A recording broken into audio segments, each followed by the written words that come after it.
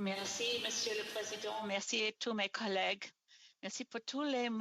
Thank you, Mr. Speaker. I'd like to thank all my colleagues for all the words in tribute to our friend and colleague Jim Carr, particularly those of the Prime Minister, the member for Charleswood, St. James, Assiniboia, and Headingley, the member for Avignon, Mitis, Matane, Matapédia, and the member for South Okanagan, West Kootenay.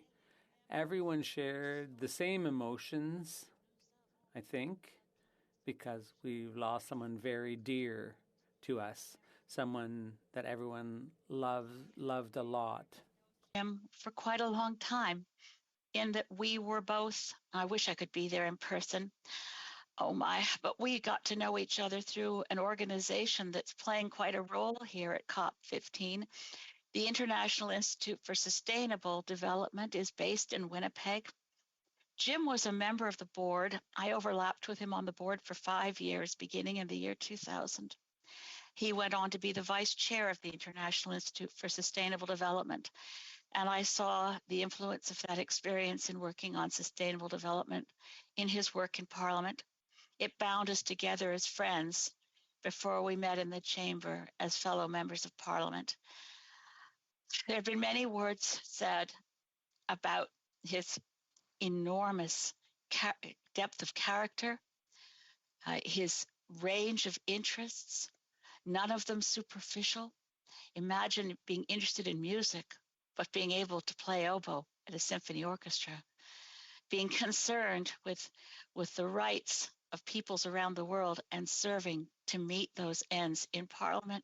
His work for community, and I particularly to the member for Charleswood, St. James, Assiniboia, and Headingley, I had wanted to mention knowing what a strong advocate for the Jewish community Jim Carr was always. His Russian Jewish descendants having come to Canada in the year 1906, he never forgot those roots. He was also, of course, a journalist. So much has been mentioned. I can only think of one thing that wasn't shared yet. So I wanted to say what I think a lot of us knew. Jim was really funny. Jim had a killer sense of humor. He could have been perhaps a professional impersonator.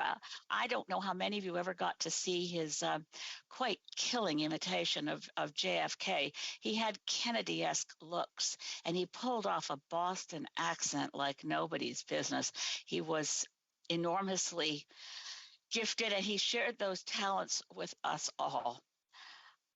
The president of the International Institute for Sustainable Development, Richard Florians, said on the statement from that organization that Jim was, quote, a rare polymath, unquote. And that is a tribute to the ways in which he was able to come into our lives, into policy, into politics, into the arts, into community, into business, and never superficially.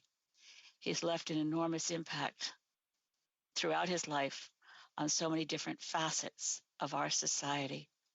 No doubt the Prime Minister is exactly right. He loved this country, every inch of it.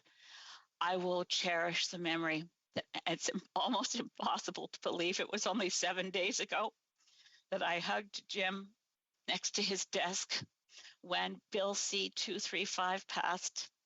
It was a distinct honor and one I don't take for granted that he asked me to be his official seconder.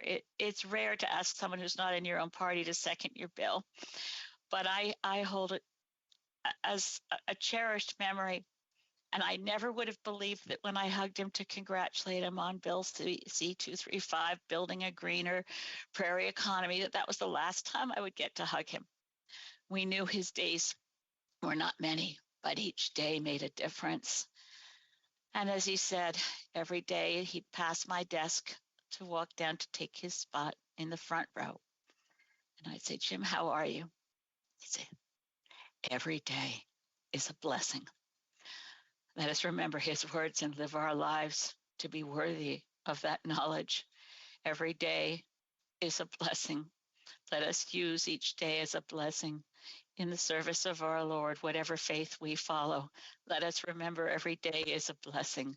And we are honored to have known you, Jim. Love you. I'll miss you. deepest condolences and sympathy to Colleen and all the family. Et merci pour tous mes collègues pour cette opportunité. And I'd like to thank all my colleagues for this opportunity to share a few words to underscore that we lost a giant, a great Canadian, a mensch. Thank you.